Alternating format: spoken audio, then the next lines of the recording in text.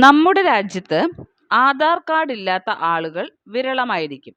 കാരണം അത്രയും പ്രധാനപ്പെട്ട ഒരു തിരിച്ചറിയൽ രേഖയായി ആധാർ മാറിക്കഴിഞ്ഞു.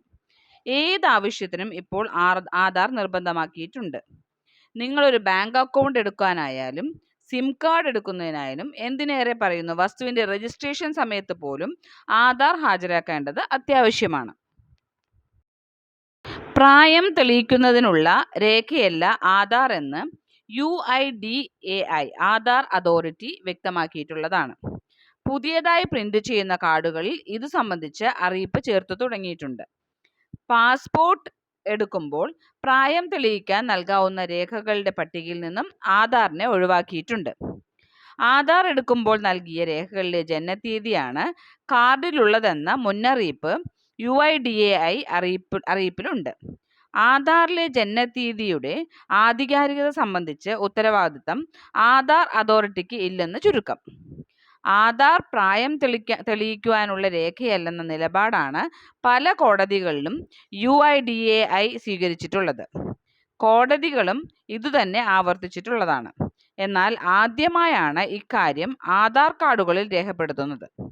സർക്കാർ വകുപ്പുകളടക്കം ജനനത്തീയതി തെളിയിക്കുന്ന രേഖയായി ആധാർ ഉപയോഗിക്കുന്നുണ്ട്.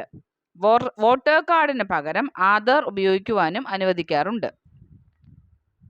പാസ്പോർട്ട് എടുക്കുമ്പോൾ ജനന തീയതി തെളിയിക്കുന്നതിന് രേഖയായി ആധാർ കാർഡിന് പകരം ഉപയോഗിക്കാവുന്ന രേഖകളാണ് pan card, election identity card, ജനന സർട്ടിഫിക്കറ്റ്, സ്കൂൾ സർട്ടിഫിക്കറ്റ് എന്നിവ. ആധാർ എടുത്ത് 10 വർഷമായ എല്ലാ കാർഡുകളും ഓൺലൈനായി സൗജന്യമായി പുതുക്കുന്നതിനുള്ള അവസാന തീയതി 2024 മാർച്ച് 15 വരെയാണ്.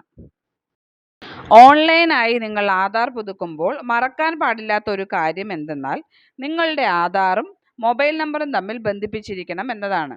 ഇത്തരത്തിൽ ബന്ധിപ്പിച്ചെങ്കിൽ മാത്രമേ ഒറ്റത്തവണ പാസ്വേഡ് വരികയുള്ളൂ.